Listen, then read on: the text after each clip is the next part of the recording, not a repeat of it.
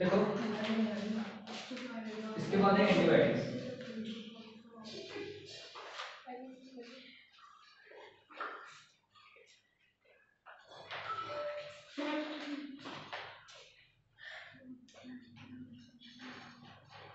Alexander Fleming, नहीं वो नहीं है, ये अलेक्जेंडर फ्लेमिंग जो है ये जो है हमारे बायोकेमिस्ट है, ठीक है। 1928 में ये एक बैक्टीरिया था, उसका नाम था स्टेफिलोकोकाई, मतलब एक तरह का बैक्टीरिया जीनस है उसका स्टेफिलोकोकाई, ठीक है। इस फोकस का मतलब होता है सिंगल, कोकाई का मतलब होता है प्लूरल, ठीक है। देखो स्टेफिलोकोकाई के ऊपर वो क्या कर रहे हैं कि काम करते हैं। अब देखते हैं। अच्छा देखो इससे ये पहली बार अलेक्जेंडर फ्लेमिंग जो है वो पहली बार एंटीबायोटिक बनाए थे, ठीक है। पर ये एंटीबायोटिक को बनाकर यूज नहीं कर पाए और इसके लिए फ्लोरे एंड क्या नाम है उसका, Florey and Chain, Howard Florey है ना, हाँ Howard Florey and Ernest Chain, ये दोनों जो है हॉवर्ड फ्लोरे एंड चेन, ये लोग बाद में इसको उस एंटीबायोटिक को वो लोग सही तरह से यूज किए। तो देखो अलेक्जेंडर फ्लेमिंग जो है वो क्या कहते हैं, एंटीबायोटिक्स पहले यूज, पर पहले देखो एंटीबायोटिक्स का क्या मीनिंग होता है। एंटी का क्या मतलब होता है, ऑपोजिट, ठीक है। और बायोटिक का क्या मतलब होता है, बायोटिक्स का बायो का मतलब होता है लाइफ, ठीक है, यानी कि जो कि लाइफ के ऑपोजिट हो, ठीक है। लाइफ के ऑपोजिट है उसको हम लोग क्या कहते हैं, कहेंगे एंटीबायोटिक्स, ठीक है। अब देखो एंटीबायोटिक्स का मतलब होता है कुछ तरह के बैक्टीरिया, कुछ तरह के माइक्रोब्स जो कि एक्चुअली बैक्टीरिया होते हैं, जो कि लाइफ के ऑपोजिट रहते हैं। पर यहाँ पे किसका लाइफ, हम लोग का लाइफ नहीं, ह्यूमन लाइफ नहीं, ह्यूमन लाइफ को अटैक करने वाला है जो जर्म से, जो भी माइक्रोब्स है जो कि हम लोग अटैक करेंगे, उनको अटैक करके मारने वाले को हम लोग क्या बोलेंगे, एंटीबायोटिक। हम लोग का बॉडी प्रोड्यूस करता है ना एंटीबॉडीज, ठीक है।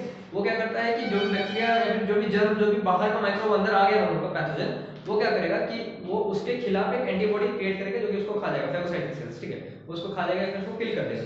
वो हम लोग का इम्यून सिस्टम है। उसी तरह से अगर हम लोग क्या कर सकते हैं कि एक तरह का बैक्टीरिया जो है उसको भी ग्रो कर सकते हैं, और हम लोग अगर अपना बॉडी में इसको इंट्रोड्यूस करेंगे तो बाहर का पैथोजन को वो खा जाता है। और हम लोग को यूजुअली एंटीबायोटिक दिया जाता है, जितने भी तरह का हम लोग को बीमारी होता है तो वो देखना एक साथ एक ना एक तुमको एंटीबायोटिक तुमको दिया ही जाता है। यूजुअली जितने सारे तुम लोग को नॉर्मल बैक्टीरियल बीमारी होते हैं उसमें तुम लोग को एक कोई भी मेडिसिन दिया जाता है, उसके साथ साथ तुम लोग को एंटीबायोटिक दिया जाता है क्योंकि वो बैक्टीरियल होता है, ठीक है, बैक्टीरियल फीवर होता है। देखो अब क्या होगा कि जो एंटीबायोटिक निकला कैसे था, अलेक्जेंडर फ्लेमिंग एक बार स्टेफिलोकोकाई पे काम कर रहे थे, ठीक है। तो वहां पे उनके पास एक पेट्री डिश था, ठीक है। वहां पे क्या हुआ कि वो एक मोल्ड देखे, उस पेट्री डिश में एक जगह पे एक मोल्ड ग्रो कर रहा था, ठीक है। मोल्ड मतलब एक कल्चर, एक कॉलोनी से कुछ ग्रो कर रहा था, तो उसको वो वहीं पे ग्रो कर रहा है जहां पे कि स्टेफिलोकोकाई ग्रो नहीं कर पाएगा, ठीक है। तो वो देखे कि मोल्ड जो है वो जहां पे ग्रो कर रहा है वहां पे स्टेफिलोकोकाई ग्रो नहीं कर पा रहा है, मतलब बाकी हर जगह पे स्टेफिलोकोकाई का कॉलोनी दिख रहा है, पर जहां पे भी ये मोल्ड जहां पे भी है वहां पे स्टेफिलोकोकाई नहीं है, ठीक है। यहाँ पे ये स्टेफिलोकोकाई एग्जिस्ट नहीं कर पा रहा है। तो उनको क्या पता चला कि जो मोल्ड है ये स्टेफिलोकोकाई को मार रहा है, मतलब उसके लिए वो एक एंटीबायोटिक का काम कर रहा है, मतलब वो क्या कर रहा है उसको मार दे रहा है, ठीक है। तो हम लोग अगर देखें तो इस तरह से अगर ये जो मोल्ड है उसको हम लोग देखें तो ये हमको काम में आ जाएगा। इस मोल्ड का नाम था Penicillium notatum,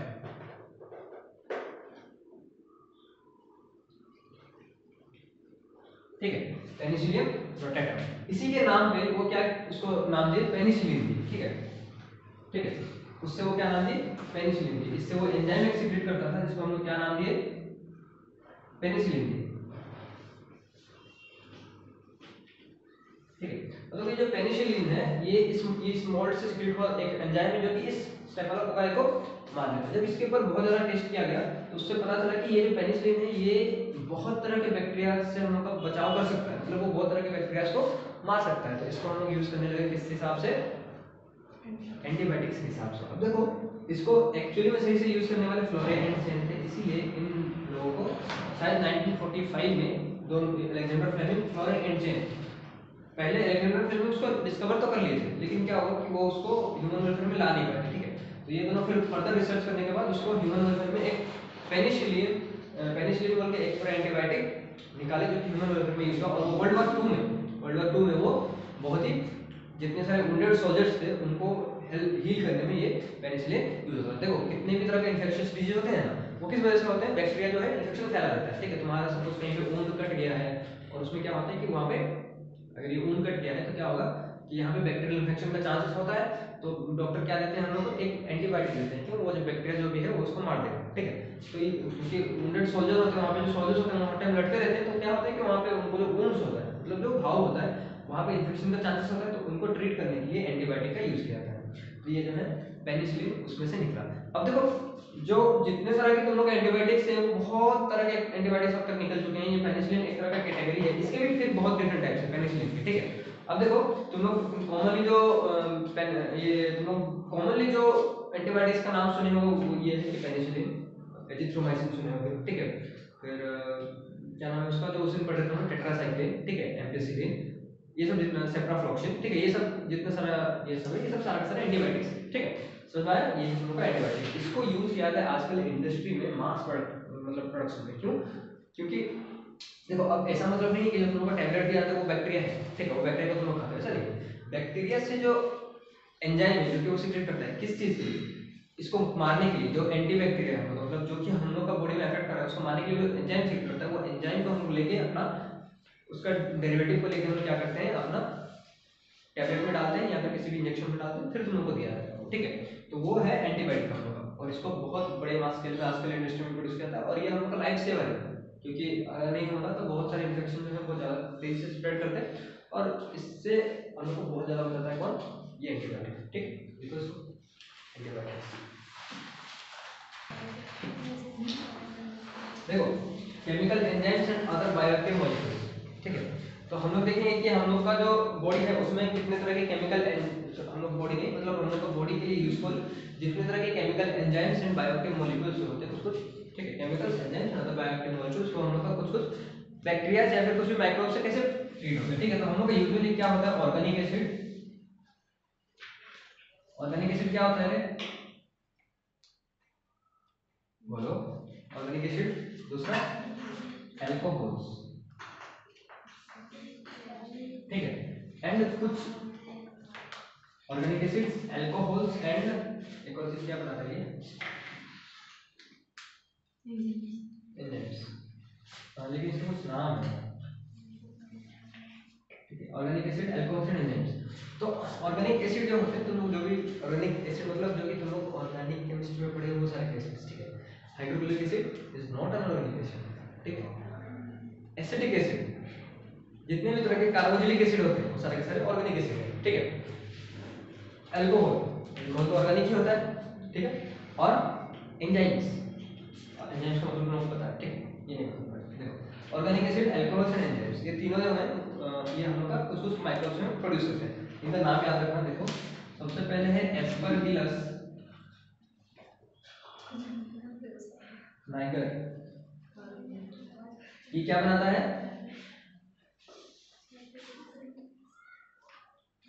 acetic acid, sorry citric acid,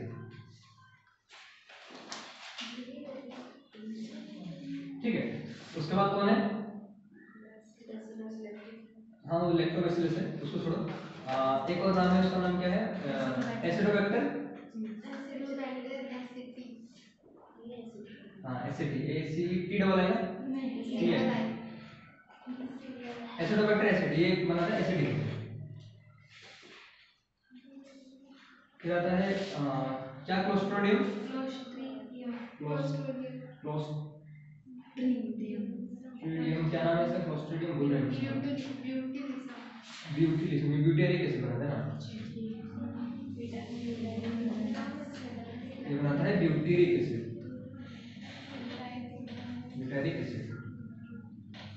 ठीक है। और एक क्या है?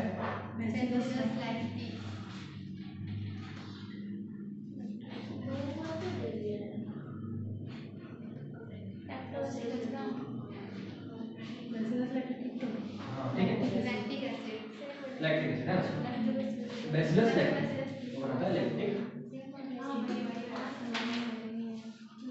एसिड, ये सब है, ठीक है। ये सब है हम लोग का जनरली, ये सब जितने सारे हैं ये सारे एसिड्स हैं, ऑर्गेनिक एसिड्स को क्या क्या कहलाता है, ऑर्गेनिक एसिड्स। ये सारे के सारे ऑर्गेनिक एसिड्स होते हैं। फिर हम लोग का कुछ जो ऐसे भी बैक्टीरिया हैं जो कि हम लोग का अल्कोहल बनाते हैं, इथेनॉल, ठीक है ना, इथेनॉल बनाते हैं, ठीक है। तो इथेनॉल यूजुअली कौन बनाता है हम लोग का, ये तुम लोग पहले भी लिखे हो, फिर से लिखो, सेकेरो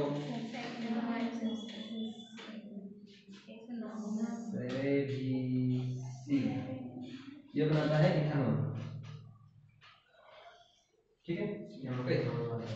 तो ये हम लोग का ऑर्गेनिक एसिड हो गया और ये हम लोग का अल्कोहल हो गया, ठीक है। अब इसके बाद हम लोग देखने जाएंगे एनएच, इसको पहले नोट कर लेते हैं।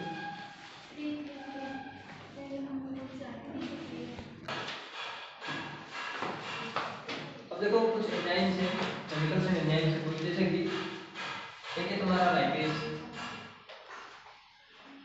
ठीक है, लाइपेज। ये जो लाइपेज होता है, ये लाइपेज एक्चुअली कोई बैक्टीरिया नहीं है, ठीक है, लाइपेज कोई बैक्टीरिया नहीं होता है, लेकिन ये बैक्टीरिया का डेरिवेटिव है, ठीक है। हम लोग बैक्टीरियल लाइपेज डिराइव करते हैं। उसके बाद ये क्या होता है, लाइपेज का क्या काम होता है, क्या होता है लाइपेज का काम, बोलो।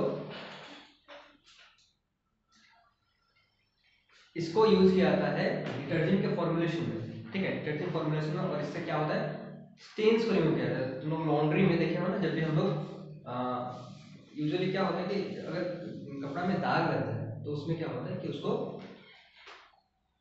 जो दाग लगा हुआ है उसको हटाने के लिए हम लोग एक केमिकल के यूज करते हैं, वो लाइपेज से बना हुआ होता है, ठीक है, उसमें लाइपेज का एप्लीकेशन है। तो इस नहीं, ये लाइपेज कैटेगरी है, मतलब कोई एक लाइपेज नहीं होता है, लाइपेज बहुत तरह का, ठीक है। तो ये लाइपेज है, ये कैटेगरी है, इसकी बैक्टीरिया का डेरिवेटिव होता है, बैक्टीरिया से निकाला जाता है इसको, मतलब बैक्टीरिया को यूज करके निकाला जाता है। अब ये देखो, ये काम क्या करता है कि ये फॉर्मुलेशन करता है, जब हम लोग डिटर्जेंट्स बनाते हैं तो उसमें इसको यूज किया जाता है, फॉर्मुलेशन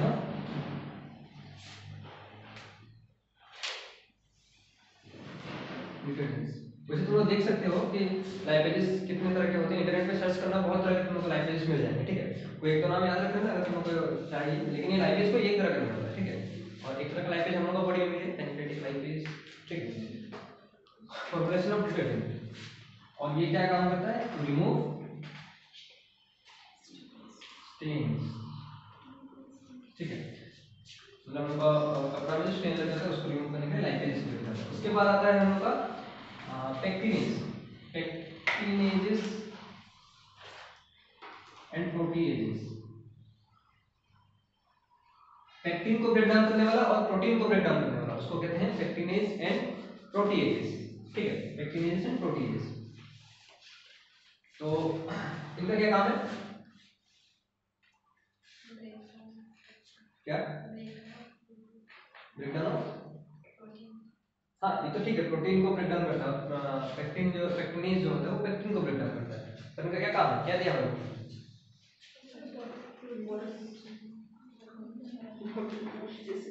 क्या बॉटल जूस को क्लैरिफाई करना, क्लैरिफिकेशन ऑफ बॉटल जूस है ना, हाँ, क्लैरिफिकेशन ऑफ बॉटल जूस क्या मीनिंग होता है इसका।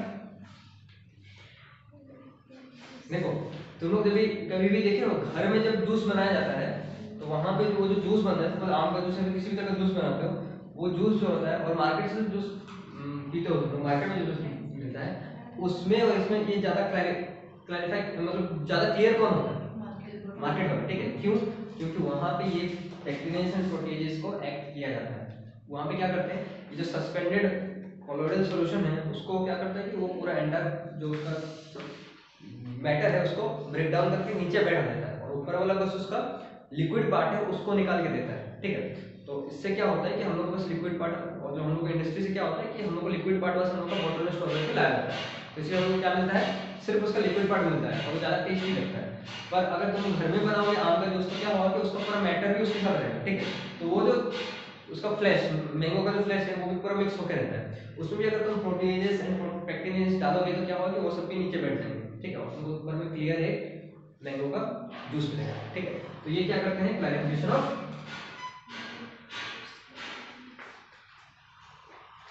बॉटल्ड जूसेस में इनको यूज किया जाता है, क्लैरिफिकेशन ऑफ बॉटल्ड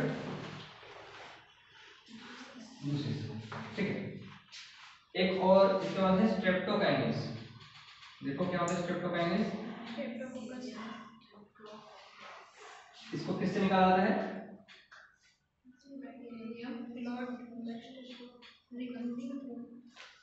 स्ट्रेप्टोकोकस, क्या नाम है इसका, कुछ स्पीसीज दिया है इसका? स्ट्रेप्टोकोकस के बाद कुछ नाम है नहीं? स्ट्रेप्टोकोकस तो बहुत तरह के होते हैं, ठीक है। स्ट्रेप्टोकोकस निमोनिक, ठीक है। उसी तरह से जितने भी तरह के बैक्टीरिया, जो स्ट्रेप्टोकोकस से एक स्ट्रेप्टोकाइनेस निकाला जाता है। ये एक एंजाइम है जो क्या करता है, क्या काम है इसका?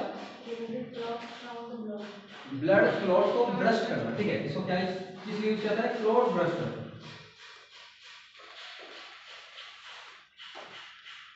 और क्लॉट ब्रस्टर किसके लिए? मायोकार्डियल, देखो लिखा हुआ मायोकार्डियल इंफ्रैक्शन। ये क्या होता है मायोकार्डियल इंफ्रैक्शन?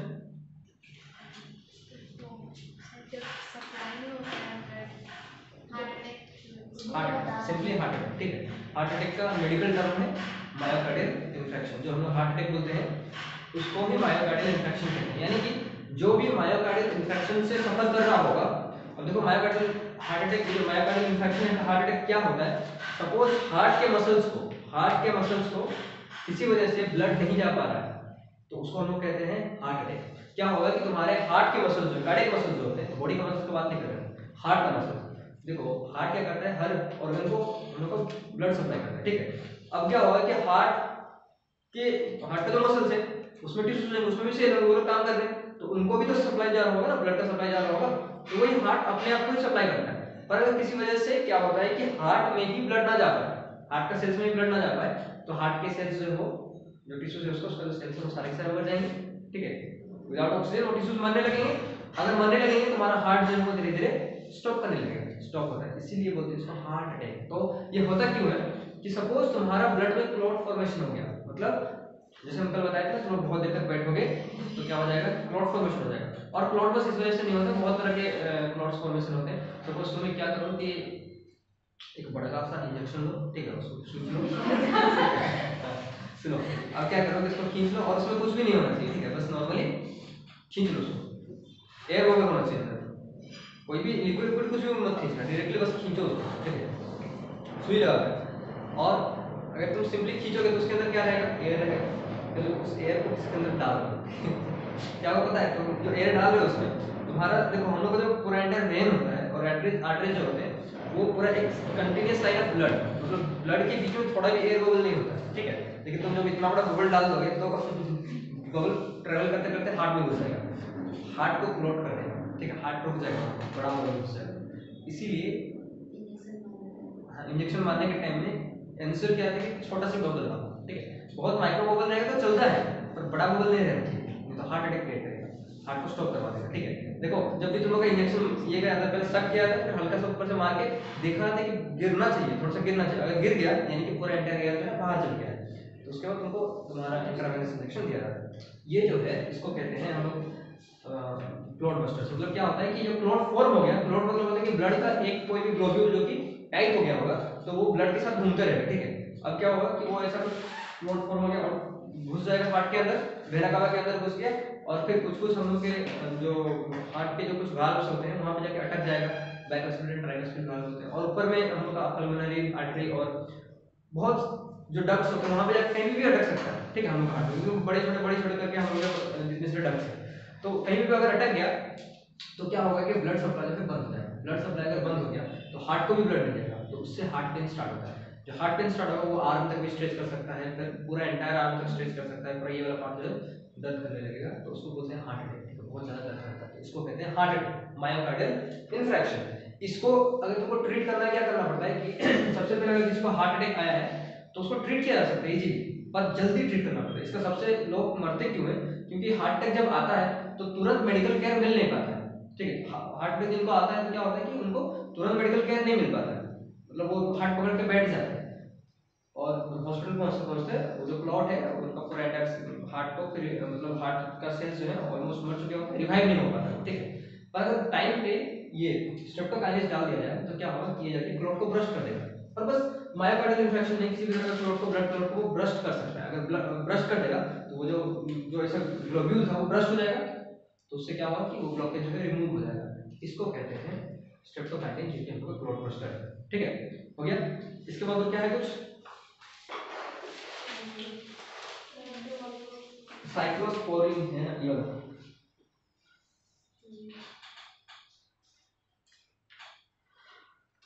दो चीजें, एक और क्या चीज है, नाम बोलना साइक्लोस्पोरिन है ना,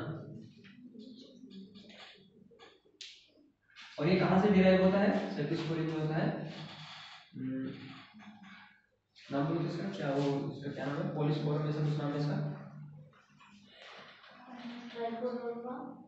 ट्राइकोडर्मा पॉलीस्पोरम ना।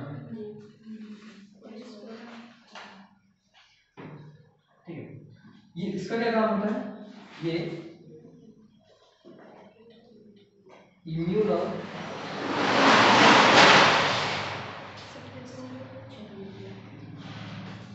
सप्रेसर से काम करता है। ठीक है, अब देखो इम्यूनो सप्रेसर क्या होता है, देखो और ये कहाँ पे काम करता है, जिनको की ऑर्गन ट्रांसप्लांट वाले पेशेंट्स, ठीक है, ऑर्गन ट्रांसप्लांट पेशेंट्स जिनको कि ऑर्गन ट्रांसप्लांट किया जाता है, उनको ये ट्राइकोडर्मा पॉलीस्पोरम से एक हमारा एंजाइम निकलता है साइक्लोस्पोरिन, जिसको जो कि इम्यूनो सप्रेसर से काम करता है। अब देखो ये इम्यूनो सप्रेसर होता क्या है कि जब हम लोग ऑर्गन ट्रांसप्लांट करते हैं ना हम लोग बॉडी में, सपोज क्या होता है कि सपोज रिवा का किडनी खराब हो गया, ठीक है, पूरा दर्द हो गया, ठीक है, अब क्या हो गया कि उससे टॉक्सिन वो क्या कर रही है कि उसको अपना किडनी दे रही है, तो उससे क्या होगा, दोनों का बॉडी क्योंकि अलग अलग है, तो क्या होगा कि तुम्हारा बॉडी उसका किडनी को या फिर किसी भी तरह का फॉरेन पार्टिकल को वो एक एक्सेप्ट नहीं करेगा, वो मेरा, क्योंकि उसको पहचानना है कि ये मेरा किडनी है, और अगर दूसरा कोई भी पार्ट आके लगेगा उसमें तो वो उसको एक्सेप्ट नहीं करेगा, बहुत ज्यादा चांसेस होते हैं कि वो एक्सेप्ट ना करे।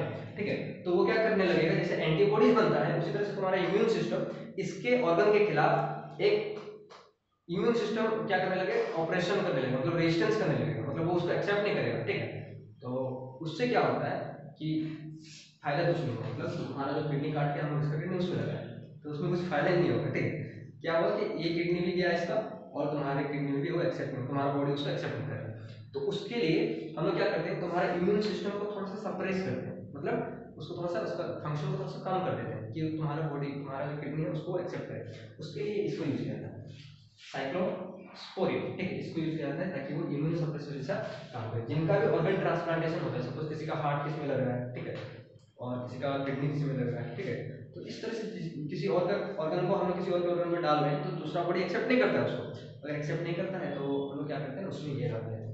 ठीक है, साइक्लोस्पोरिन। और एक लास्ट में है एक ईस्ट है, उसका नाम क्या है, मोनोस्कस, ऐसा कुछ नाम, पर्पुरियस, स्पेलिंग करो, पी यू आर पर्पुरियस, ये नाम।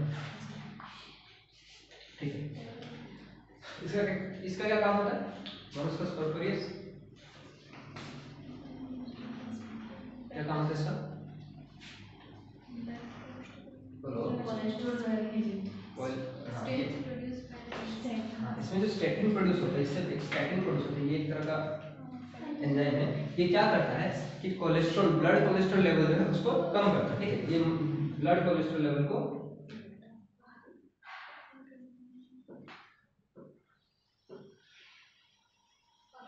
वो क्या कर देता है, लोअर करता है, ये होता है उनका मोनोस्कस पर्पुरियस। ठीक है, ये हम लोग के तीन तरह के chemical enzymes and bioactive molecules. हम लोग को ब्लड में जो कोलेस्ट्रॉल होता है, ब्लड में कोलेस्ट्रॉल अगर ज्यादा बढ़ जाएगा, ब्लड जैसे हम लोग का ब्लड शुगर लेवल को कंट्रोल कर करता है हम लोग का इंसुलिन, उसी तरह से ब्लड कोलेस्ट्रॉल लेवल को कंट्रोल करने के लिए हम लोग को ये, अगर हम लोग का ब्लड में कोलेस्ट्रॉल लेवल बढ़ जाएगा उसको कंट्रोल करने के लिए हम लोग का ये स्टैटिन यूज होता है। ठीक है, ये इससे प्रोड्यूस होता है। अब देखो ये करता क्या है एक्चुअली, हम लोग का ब्लड कोलेस्ट्रॉल लेवल, जो कोलेस्ट्रॉल प्रोड्यूस करता है हम लोग का प्रोटीन, जो प्रोटीन हम लोग का बॉडी में कोलेस्ट्रॉल प्रोड्यूस करता है, उस प्रोटीन को ही ये उसके ऊपर एक्ट करके उसको ही अनेबल कर देता है, मतलब उसका जो काम, उसका जो फंक्शन है उसको सप्रेस करते रहता है। तो उससे क्या होगा कि हम लोग का बॉडी में जितना जरूरत है उतना ही कोलेस्ट्रॉल पैदा होगा और उससे ज़्यादा नहीं होगा। और अगर ज़्यादा अमाउंट ऑफ कोलेस्ट्रॉल पैदा हो रहा है तो हम लोग इसको अगर इंजेक्ट किया जाए तो क्या होगा कि हम लोग कोलेस्ट्रॉल का जो क्वांटिटी है वो बनना कम हो जाएगा, ठीक है।